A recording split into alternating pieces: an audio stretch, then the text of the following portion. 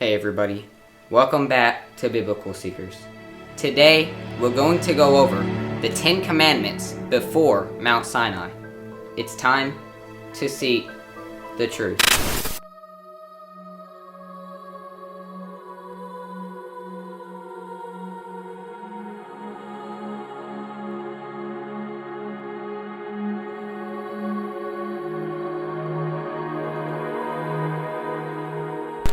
Okay, let's get started. Let's begin with commandment number 1, which can be found in Exodus chapter 20, verse 3.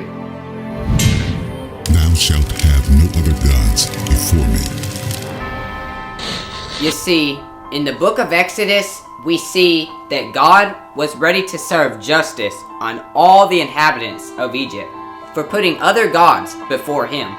Here, let's see what it says in Exodus chapter 12, verse 12. For I will pass through the land of Egypt this night, and will smite all the firstborn in the land of Egypt, both man and beast, and against all the gods of Egypt I will execute judgment.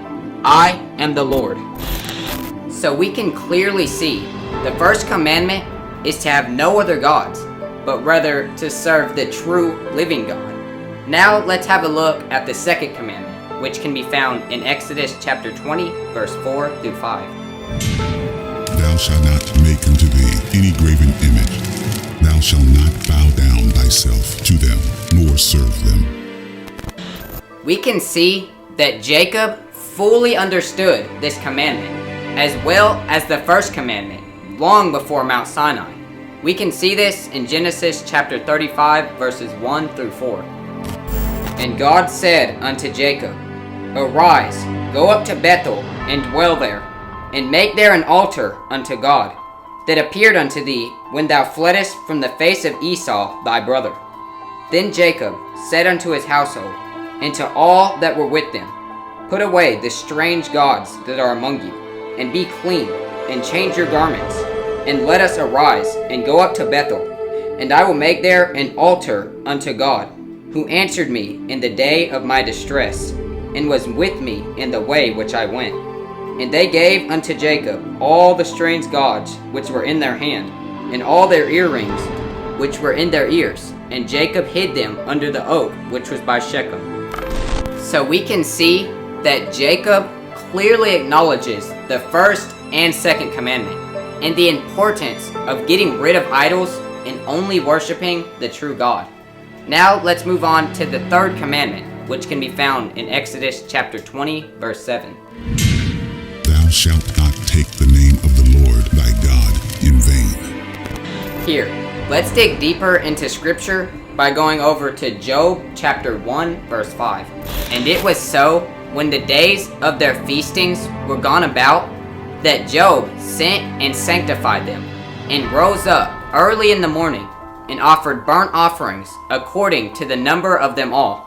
For Job said, It may be that my sons have sinned, and cursed God in their hearts. Thus did Job continually. You see, Job was concerned that his children might have cursed God in their heart.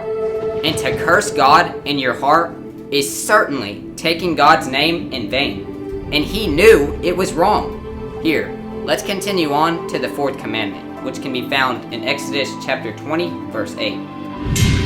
Remember the Sabbath day, to keep it holy. You see, God said to remember the Sabbath day. Here, let's pull up the word remember. So to remember is to have in or be able to bring to one's mind an awareness of someone or something that one has seen, known, or experienced in the past. Or in other words, to recall something that was established earlier. So the Sabbath was something they already knew, as God was telling them to remember the Sabbath day to keep it holy. And we can also see the Sabbath day in creation if we go back to Genesis 2:3. And God blessed the seventh day and sanctified it, because that in it he had rested from all his work which God created and made. And it's also interesting that the children of Israel were reminded to remember the Sabbath even before they came to Mount Sinai, when God gave them manna to eat, as we can see in Exodus chapter 16, verses 23 through 28. And he said unto them, This is that which the Lord hath said, Tomorrow is the rest of the holy Sabbath unto the Lord. Bake that which you will bake today, and seethe that ye will seethe, and that which remaineth overlay up for you to be kept until the morning. And they laid it up till the morning, as Moses bade. And it did not stink, neither was there any worm therein. And Moses said, Eat that today, for today is a Sabbath unto the Lord. Today ye shall not find it in the field. 6 days ye shall gather it, but on the 7th day, which is the Sabbath, in it there shall be none. And it came to pass, that there went out some of the people on the 7th day for to gather, and they found none. And the Lord said unto Moses, How long refuse ye to keep my commandments and my laws? So the 4th commandment was clearly being kept before Mount Sinai. Now let's move on to the 5th commandment, which can be found in Exodus chapter 20, verse 12. Honor thy father and thy mother. You see, Jacob and Esau both had dishonored their parents, but Jacob finally did obey, as we can see in Genesis chapter 28, verse 7. And that Jacob obeyed his father and his mother, and was gone to Paddan-aram. You see, the 5th commandment was in effect before Mount Sinai. Now let's move on to the 6th commandment, which can be found in Exodus chapter 20, verse 13. Thou shalt not kill.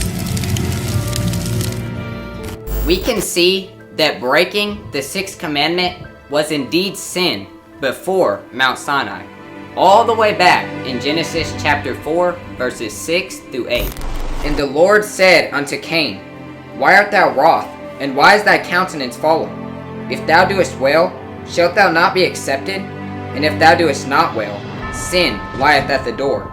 And unto thee shall be his desire, and thou shalt rule over him. And Cain talked with Abel his brother.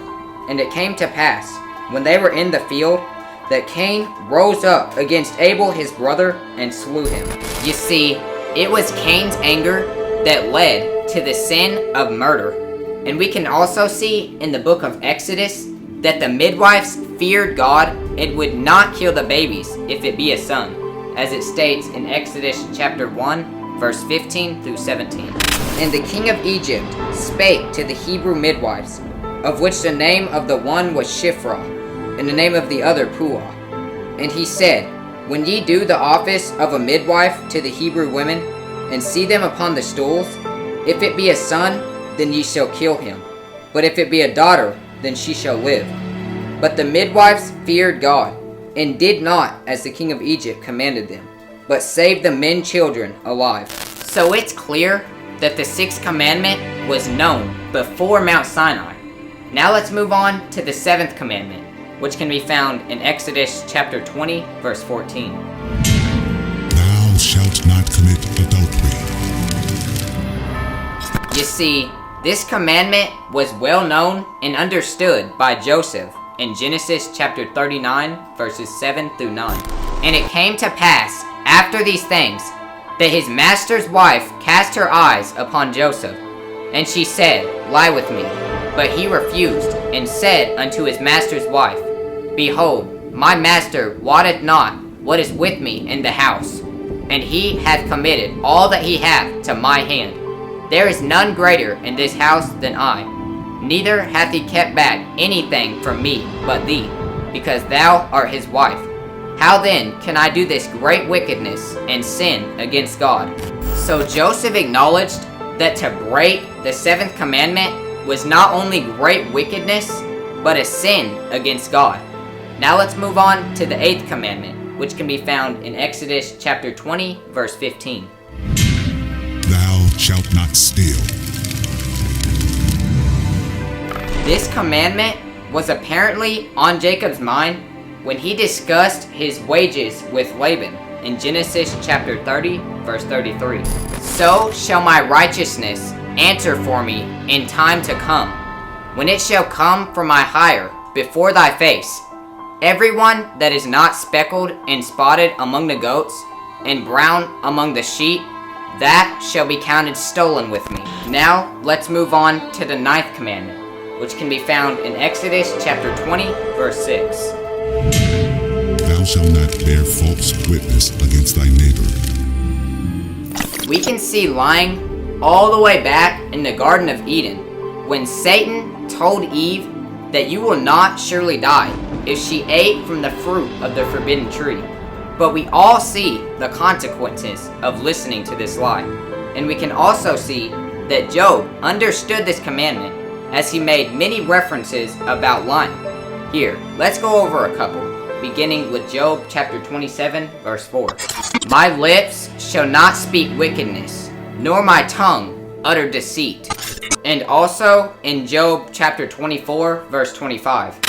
And if it be not so now, who will make me a liar, and make my speech nothing worth? Now let's move on to the 10th commandment, which can be found in Exodus chapter 20, verse 17. Thou shalt not covet. This commandment has been broken ever since Eve saw and desired and began to covet the forbidden fruit. But also in Exodus, when Moses' father-in-law Jethro told him about hating covetousness, as we can see in Exodus chapter 18, verse 21. Moreover, thou shalt provide out of all the people able men, such as fear God, men of truth, hating covetousness, and place such over them to be rulers of thousands, and rulers of hundreds, rulers of 50s, and rulers of 10s.